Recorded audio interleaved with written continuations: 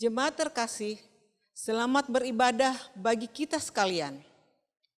Bersyukur hari ini kita masih diberi kesempatan untuk menikmati persekutuan bersama Kristus melalui ibadah keluarga saat ini. Pemberitaan firman Tuhan pada ibadah keluarga saat ini akan disampaikan oleh Pendeta Nyonya Linda Hetaria. Mari persiapkan hati untuk masuk dalam kekudusan Allah. Mari bersaat teduh.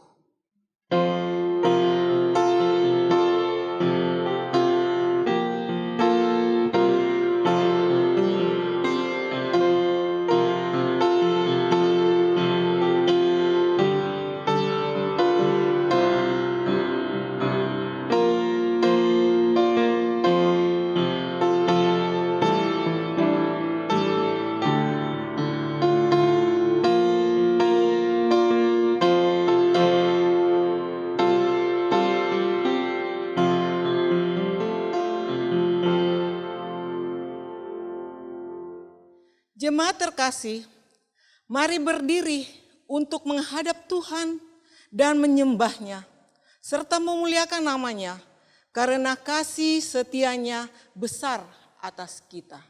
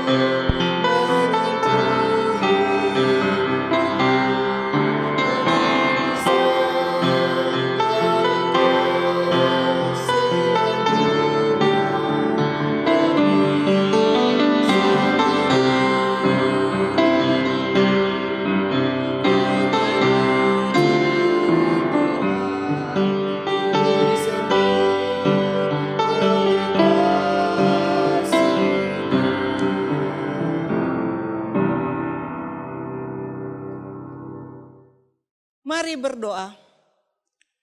Bapa yang baik, kami bersyukur sebab kasih-Mu senantiasa melingkupi dan menyertai hidup kami. Oleh kasih-Mu, kami merasakan kedamaian kendati realita hidup tidak seimbang. Namun, apapun yang terjadi, Engkau adalah Bapa yang setia. Kami mohon ampun, ya Bapa, akan dosa dan pelanggaran yang kami lakukan terhadap-Mu dan sesama kami. Saat ini bersama dengan keluarga di rumah kami masing-masing, kami hendak menyembah Tuhan melalui ibadah keluarga online saat ini. Tuhan, tolong kurniakan kami kuasa Roh Kudus-Mu dan layakkan kami untuk berada di dalam kekudusan-Mu. Di dalam nama Tuhan Yesus, kami berdoa dan bersyukur. Amin.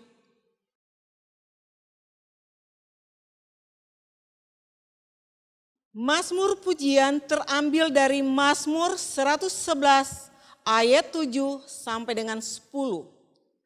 Mazmur 111 ayat 7 sampai dengan 10. Perbuatan tangannya ialah kebenaran dan keadilan. Segala titahnya teguh, kokoh untuk seterusnya dan selamanya. Dilakukan dalam kebenaran dan kejujuran. Dikirimnya kebebasan kepada umatnya. Diperintahkannya supaya perjanjiannya itu untuk selama-lamanya. Namanya kudus dan dahsyat. Permulaan hikmat adalah takut akan Tuhan. Semua orang yang melakukannya berakal budi yang baik. Puji-pujian kepadanya tetap untuk selamanya.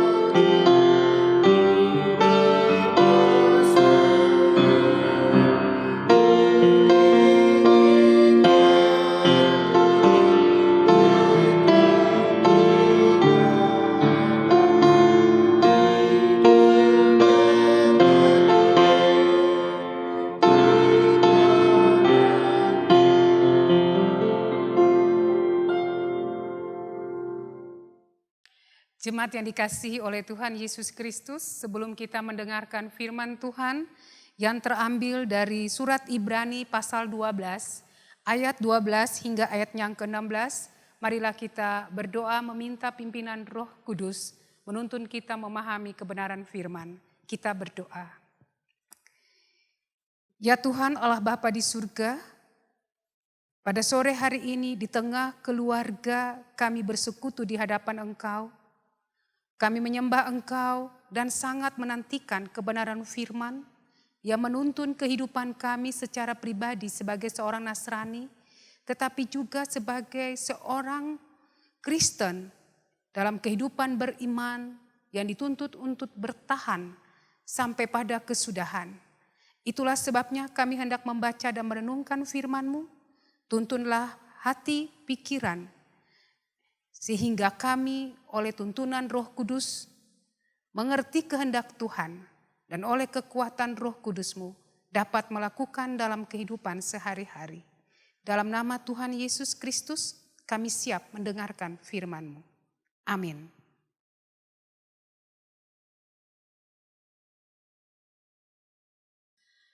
Pembacaan Alkitab hari ini terambil pada kitab Ibrani 12, ayatnya yang ke-12 sampai dengan 16. Ibrani 12 ayat 12 sampai dengan 16 yang menyatakan, sebab itu kuatkanlah tangan yang lemah dan lutut yang goyah, dan luruskanlah jalan bagi kakimu, sehingga yang pincang jangan terpelecok, tetapi menjadi sembuh. Berusahalah hidup damai dengan semua orang dan kejarlah kekudusan. Sebab tanpa kekudusan tidak seorang pun akan melihat Tuhan. Jagalah supaya jangan ada seorang pun menjauhkan diri dari kasih karunia Allah. Agar jangan tumbuh akar yang pahit yang menimbulkan kerusuhan dan yang mencemarkan banyak orang. Janganlah ada orang yang menjadi cabul atau yang mempunyai nafsu yang rendah seperti Esau, yang menjual hak kesulungannya untuk sepiring makanan. Demikianlah pembacaan Alkitab, terpujilah Kristus, haleluya.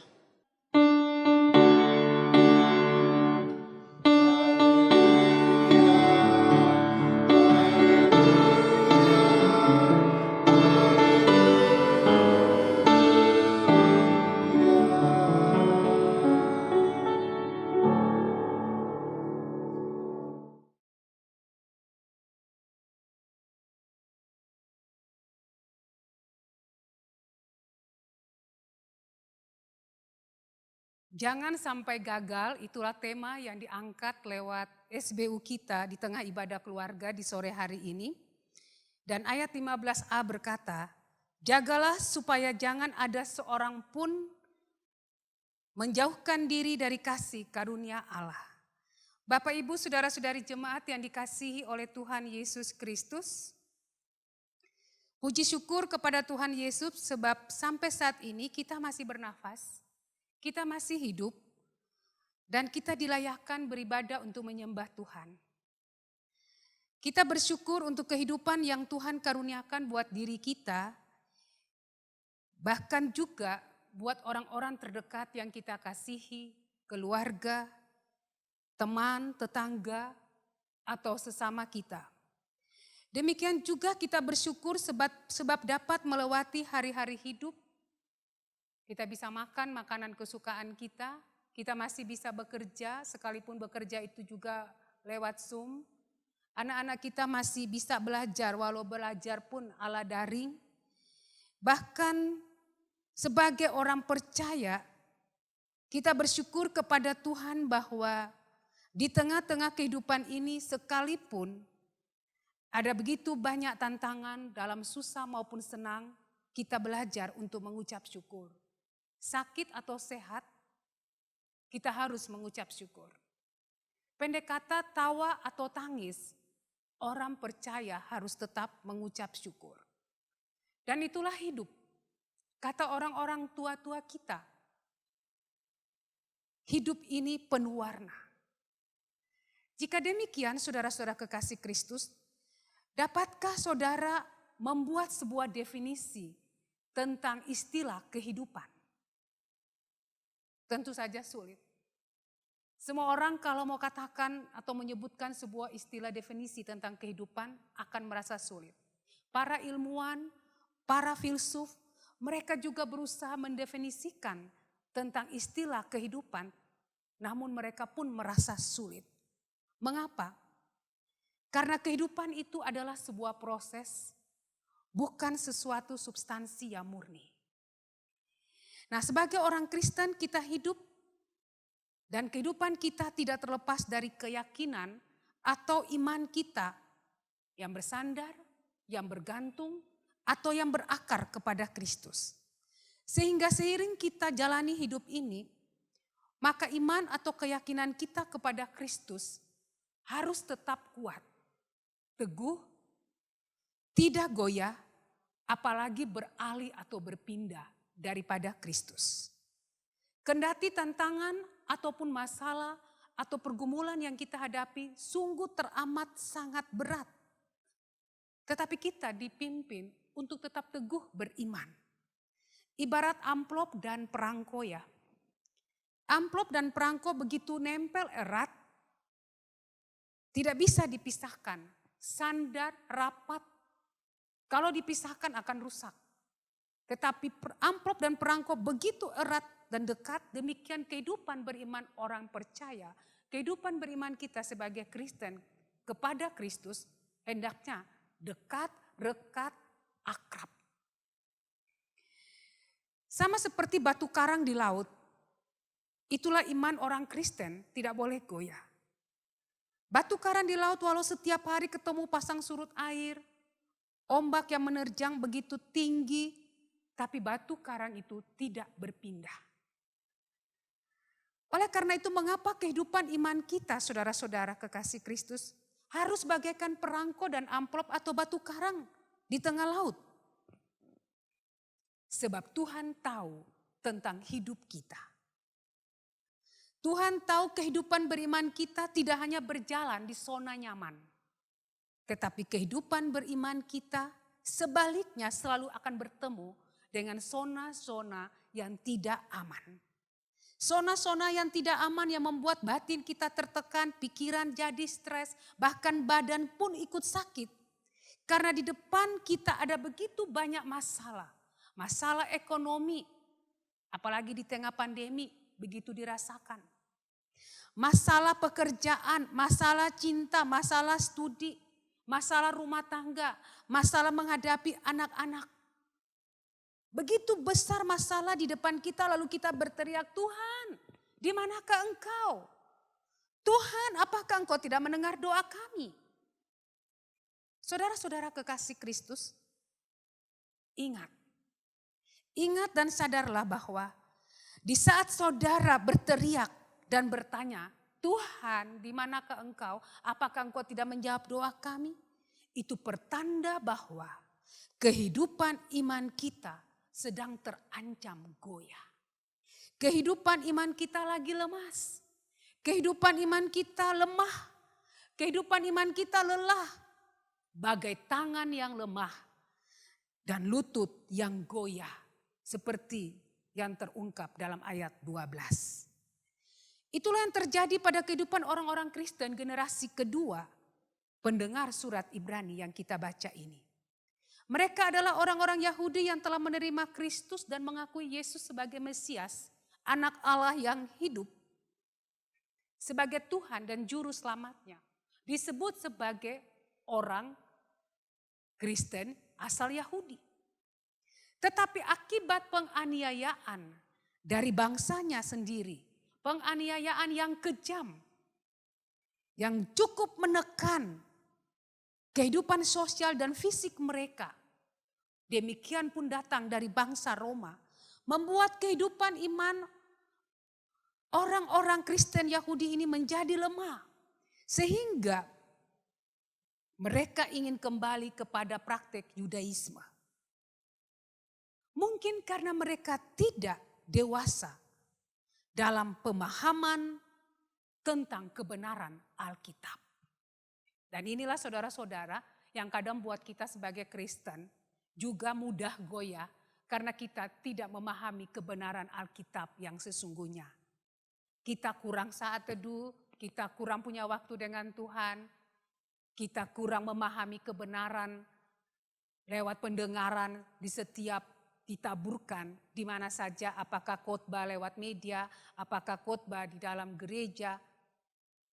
Kadang-kadang kita kurang mendengar, kurang memahami benar, kurang mengkonsumsi kebenaran dengan baik sehingga ketika ada masalah kita mudah goyah. Dan itulah yang terjadi di tengah-tengah generasi orang Kristen pada waktu itu. Sehingga pada saat itulah saudara, firman Tuhan bilang dalam ayat 12 sampai 13. Firman Tuhan mau menyemangati mereka, saudara-saudara kekasih Kristus. Menyemangati mereka yang lelah dan menguatkan mereka yang lemah. Sebab itu kuatkanlah tangan yang lemah dan lutut yang goyah, dan luruskanlah jalan bagi kakimu sehingga yang pincang jangan terpelecok tetapi menjadi sembuh.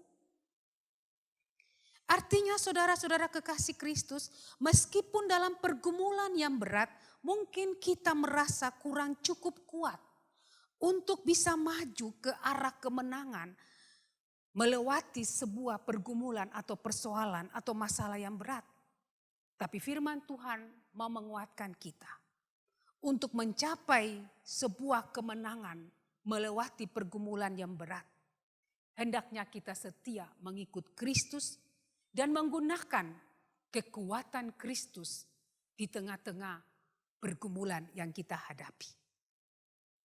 Dan apabila kita dapat menang atas pergumulan, kita bisa melewati persoalan dan masalah hidup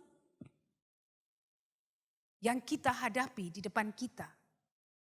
Maka kehidupan iman kita, pengalaman beriman di tengah pergumulan sambil bersandar kepada Kristus, itu akan menjadi teladan bagi orang lain untuk mereka percaya bahwa Kristus itu ada. Karena mereka melihat kita, wow, dia dulu punya pergumulan yang hebat, tetapi dia sanggup keluar dari pergumulannya. Ketika ditanya, siapa yang menolong Anda? Hanya Tuhan yang menolong. Ungkapan iman hanya Tuhan yang menolong menjadi kekuatan baru bagi setiap orang yang mungkin sedang bermasalah, tapi dia mau belajar untuk setia kepada Kristus dan mengalami kemenangan seperti kita. Jadi saudara-saudara kekasih Kristus, seperti tema pada saat ini, jangan sampai gagal. Artinya jangan sampai gagal saat perjuangan iman Anda berada dalam suatu pergumulan. Jangan sampai putus asa, tetap bertahan di dalam Kristus. Dan ayat firman Tuhan selanjutnya menganjurkan, berusahalah hidup damai dengan semua orang dan kejarlah kekudusan. Mengapa? Karena pergumulan yang kita hadapi dan kita akan memperoleh kemenangan itu tidak terlepas dari kehidupan iman kita, hubungan kita yang benar dengan Tuhan. Perjuangan iman dibutuhkan hubungan yang benar dengan Tuhan, sebab hubungan itulah yang menuntun kita memiliki hubungan yang benar dengan sesama orang percaya dan semua orang. Oleh karena itu saudara-saudara yang dikasihi oleh Tuhan Yesus Kristus, kita harus belajar mengejar kekudusan. Hidup yang berkenan kepada Allah. Kehidupan yang berkenan kepada Allah. Supaya pada Dialah kita beroleh kasih karunia untuk menjalani kehidupan ini. Makanya dalam ayat 15a dari firman Tuhan yang kita baca diingatkan. Jagalah supaya jangan ada seorang pun menjauhkan diri dari kasih karunia Allah. Jagalah, berjaga-jaga. Gimana sih kalau berjaga-jaga? Jangan sampai ada yang mengganggu kita. Kalau kita pun menjaga barang, jangan barang kita diambil, betul-betul waspada. Apalagi kasih karunia yang Tuhan sudah anugerahkan kepada kita. Kita harus jaga itu. Secara pribadi menjaga hubungan yang baik, hubungan yang benar dengan Tuhan. Artinya bahwa kasih karunia Allah lah yang membuat kita dapat bertahan hidup sebagai orang percaya di tengah dunia yang bergejolak ini. Kasih karunia Allah yang membuat kita tidak kecewa. Sekalipun begitu tantangan melanda kita. Kasih karunia membuat kita benar-benar akan mengalami suatu jawaban doa, akan mengalami solusi, akan mendapatkan kekuatan baru dan keluar dari persoalan. Karena di ujung pergumulan kita ada Tuhan beserta kita. Kalau kita berjaga-jaga di dalam Tuhan, berjaga-jaga terhadap kasih karunia, kita akan mengalami kehidupan yang kita harapkan terbaik. Tapi ketika kita menjauh dari kasih karunia, ibarat ikan dalam akuarium, asik-asik berenang, tiba-tiba airnya dikeringkan, ikannya nggak bisa berenang lagi, kita akan mati, kita akan hilang pengharapan. Sehingga firman Tuhan katakan, jagalah, jangan seorang pun menjauhkan diri dari kasih karunia. Karena kalau kita menjauhkan diri dari kasih karunia, akan muncul kekecewaan karena tidak ada jawaban doa. Dari kekecewaan ada akar pahit. Akar pahit yang memendam di dalam hati kita. Muncullah kebencian, luka batin, amarah, selisih, bahkan juga bisa terjadi amoralitas. Dan disitulah nampak runtuh teladan seorang Nasrani. Itulah sebabnya saudara-saudara kekasih Kristus. Jangan biarkan akar pahit mengakar dan mengikat kita. Kalau kita berakar di dalam Kristus, tidak akan terjadi akar pahit. Tetapi kalau kita tidak berakar di dalam Kristus, dengan mudah akar pahit seperti akar yang kecil aja bisa menumbuhkan pohon yang tinggi besar. Akar cuma yang tertutup di dalam tanah akan keluar seperti pohon yang besar.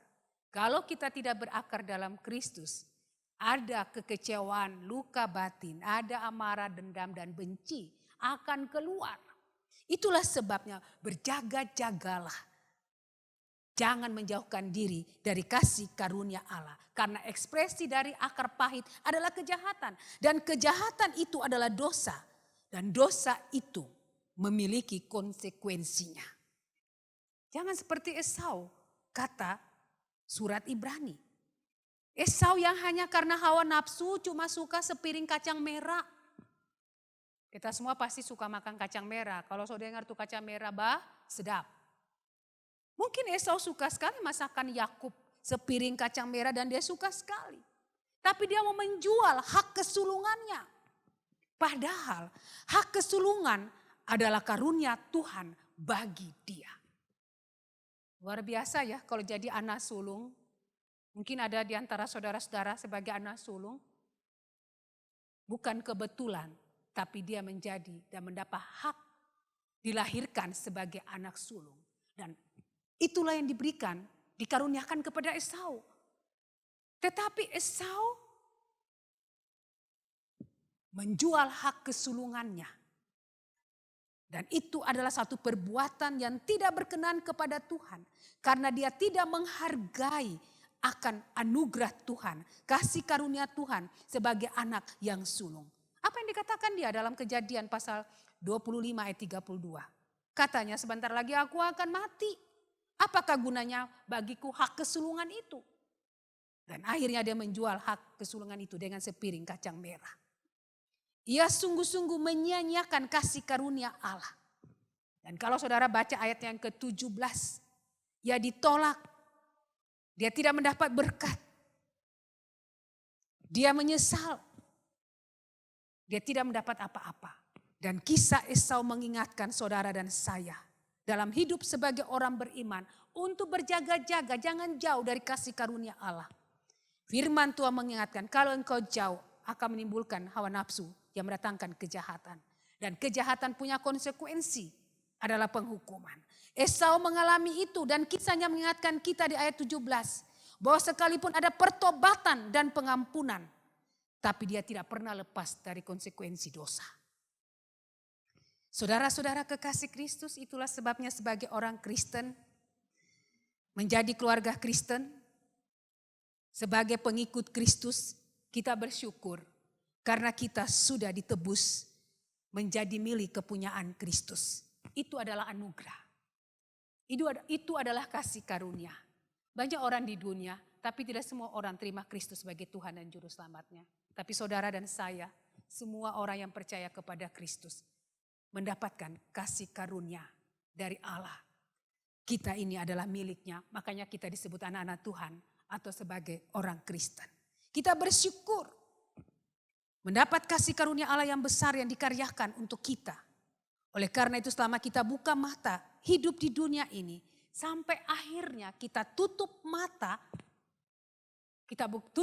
di bumi. Tapi kita akan buka mata lagi di surga, itu karena kasih karunia Allah kepada setiap orang yang akan mengalami kehidupan yang kekal. Dan dalam semua itu butuh perjuangan iman. Perjuangan iman melewati hari-hari hidup.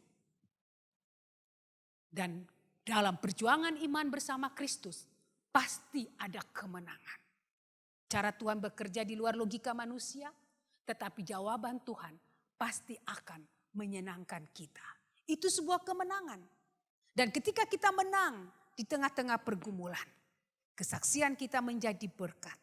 Kesaksian kita menjadi buah penginjilan kepada orang yang tidak percaya. Sehingga mereka melihat dan menjadi percaya. Kalau Tuhan Yesus itu benar-benar Mesias.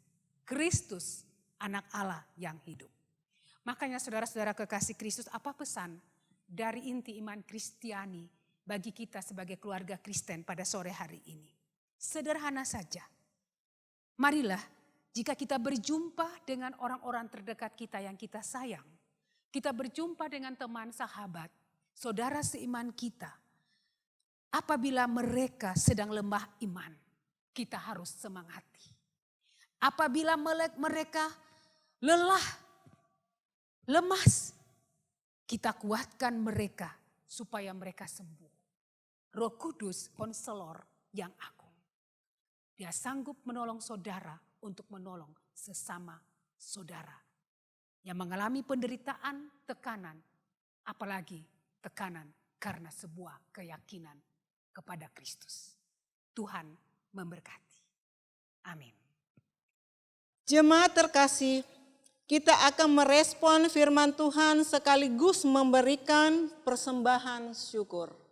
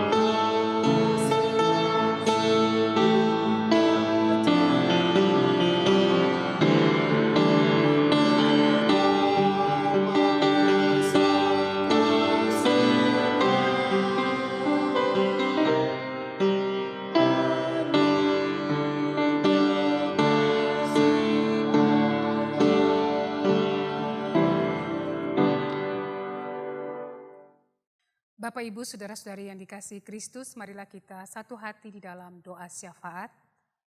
Kita berdoa. Bapa kami dalam kerajaan surga, Allah yang kami sembah di dalam nama Yesus Tuhan dan Juru Selamat kami yang hidup. Kami bersyukur kepadamu telah mendengarkan firman-Mu yang mengajarkan kami untuk teguh beriman kepada Engkau. Sekalipun begitu banyak beban, penderitaan, tekanan yang menjadi tantangan dalam kehidupan sebagai orang percaya, tetapi Engkau mengajarkan kami pada hari ini untuk tetap semangat dan kuat, hidup sungguh beriman kepada Engkau, ya Kristus yang telah mati dan bangkit. Kami berdoa meteraikanlah kebenaran firman dalam loh hati ini, sehingga kemana dan di mana kami berada, ketika kami berjumpa dengan persoalan pribadi, keluarga maupun suatu persekutuan, kami akan ingat untuk tetap bertahan di dalam Engkau. Terima kasih Tuhan Yesus, itulah sebuah penghiburan dan kekuatan bagi kami. Lalu pada sore hari ini kami berdoa untuk kehidupan kami sebagai keluarga Kristen yang berada di tengah masa pandemi. Tolonglah kami ya Bapa, lindungilah kami seisi rumah. Jagalah kami daripada segala serangan dan ancaman virus yang masih terus merajalela di tengah-tengah kehidupan bangsa ini. Kami tetap meminta di tengah aktivitas kami di luar dan di dalam rumah, Tuhan menjaga kami. Terima kasih Tuhan, demikian setiap kebutuhan hidup kami hari selepas hari, makan, minum, dan pakai. Kiranya Tuhan mau cukupkan, sehingga kami dalam hidup ini senantiasa bersyukur dan bersyukur hanya kepada Engkau. Dalam kehidupan bersama dengan jemaat-Mu, yang ikut mengambil bagian dalam ibadah keluarga di sore hari ini. Kami bersyafaat buat saudara-saudara kami yang pada minggu berjalan Tuhan karuniakan pertambahan usia pribadi ataupun usia pernikahan. Kiranya Tuhan memberkati usia baru yang mereka kecap. Biarlah hikmat Tuhan memenuhi mereka, sebab kami percaya hikmat itulah yang membuat seseorang menjalani hidup sehingga ia dapat berhasil. Pimpinlah saudara-saudara kami dalam sukacita hari jadi yang Tuhan anugerahkan untuk selalu mengucap syukur dan berserah kepadamu. Kami berdoa kepada saudara-saudara kami, baik yang sakit di rumah maupun di rumah sakit. Orang-orang tua kami dalam usia lanjut yang sakit baik di rumah ataupun dirawat di rumah sakit. Tuhan, tolonglah mereka. Berilah kepada mereka penghiburan. Berilah kepada mereka semangat hidup. Berilah kepada mereka pengharapan yang pasti kepada Kristus dokter di atas segala dokter. Sehingga di tengah perjuangan melawan sakit, mereka boleh mendapatkan kekuatan baru. Mereka terhibur dan kami percaya firman Tuhan. Hati yang gembira itu adalah obat. Karuniakanlah itu bagi saudara-saudara kami. Sehingga mereka boleh sehat, mereka boleh sembuh dan beraktivitas kembali. Orang tua kami, bapak, ibu, opa, oma yang sudah lanjut usia. Terima kasih untuk karunia umur dan usia lanjut. Berilah penghiburan di tengah kesepian. Berilah kekuatan di tengah kelemahan fisik. Berilah kepada mereka untuk tetap menjadi pendoa syafaat sebagai bentuk pelayanan seorang lansia. Sehingga mereka merasa sungguh Tuhan ada bersama dengan mereka. Mereka dekat dengan Engkau dan hidup ini berarti. Kami berdoa untuk kehidupan kami sebagai kepala keluarga yang setiap hari bekerja mencari nafkah, memenuhi kebutuhan rumah tangga.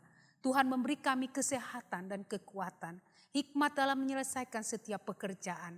Instansi tempat kami bekerja Tuhan memberkati. Kami sebagai ibu rumah tangga, baik yang bekerja di luar rumah ataupun di dalam rumah, beri kami hikmat sebagai seorang istri, kecakapan seorang ibu untuk melayani keluarga dengan tulus hati. Tetapi kesehatan pun Engkau karuniakan kepada kami, agar dalam menjalankan tugas yang rangkap kami sanggup menyelesaikannya. Anak-anak kami yang masih menjalani sekolah daring, Tuhan menolong mereka di tempat masing-masing. Sekalipun pandemi mereka tidak ketinggalan ilmu pengetahuan. Tetapi kami berdoa di masa sekolah daring, pembentukan karakter lewat pendampingan orang tua, keluarga, juga pendidikan guru. Membuat anak-anak ini tetap menjadi sebuah pribadi yang kelak akan menjadi pribadi yang tangguh, yang berkarakter baik, sebab Tuhan menyertai mereka. Kami berdoa buat saudara-saudara kami yang mencari pekerjaan pasca kelulusan menerima gelar sarjana. Bukalah jalan bagi mereka, karuniakan lapangan kerja bagi mereka, karuniakan masa depan yang baik bagi mereka.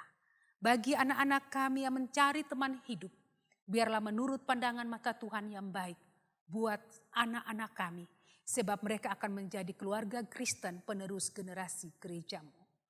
Tuhan, terima kasih. Kami berdoa secara khusus bagi pelayanan GPIB Immanuel. Lewat pelayanan seperti ini Tuhan, Kau berkati setiap anak-anak Tuhan yang bekerja, melayangkan pelayanan lewat media. Setiap pribadi mereka dan rumah tangga, Tuhan apa yang mereka buat, Engkau memberkatinya. Setiap para pelayan, Bapak Ibu Pendeta, para presbiter, para karyawan di gereja ini yang mendukung setiap pelayanan dari waktu ke waktu tetap berjalan di masa pandemi. Tuhan memberkati kita semua supaya apa yang kami buat hanya untuk hormat kemuliaan bagi nama Tuhan. Karuniakan kami sehat, karuniakan kami kecukupan, karuniakan kami kebahagiaan. Terima kasih Tuhan. Maka kami pun berdoa bagi bangsa dan negara kami. Tolong kami Tuhan.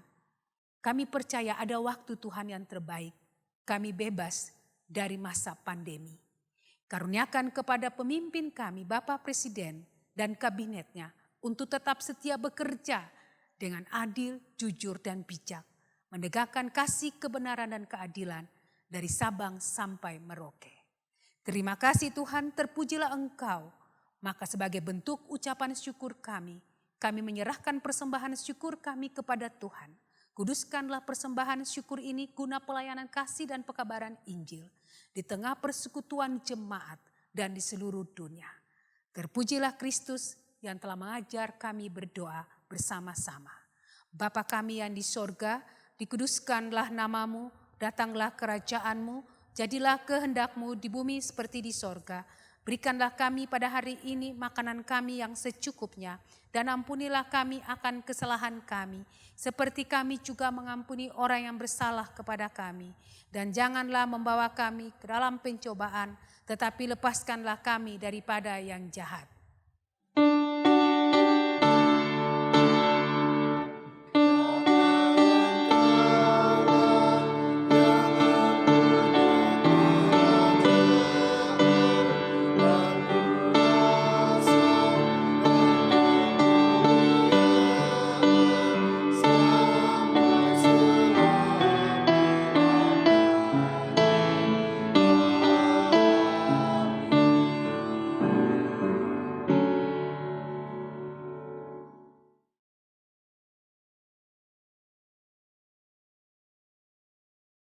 Jemaat yang dikasihi oleh Tuhan Yesus Kristus, kita akan mengakhiri persekutuan ibadah keluarga kita.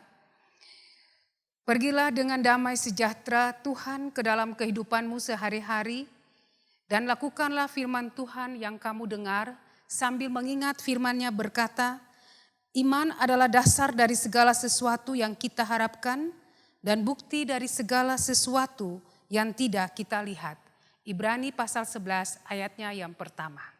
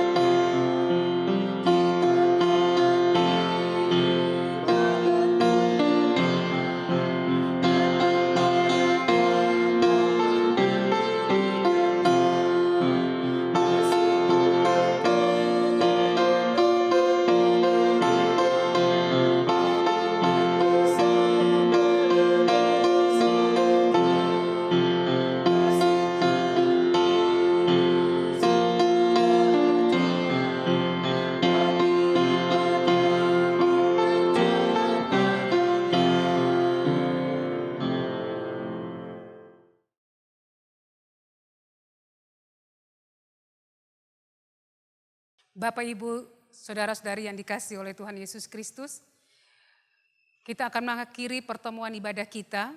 Marilah kita berdiri dan arahkanlah hati kita kepada Tuhan. Terimalah berkat-Nya.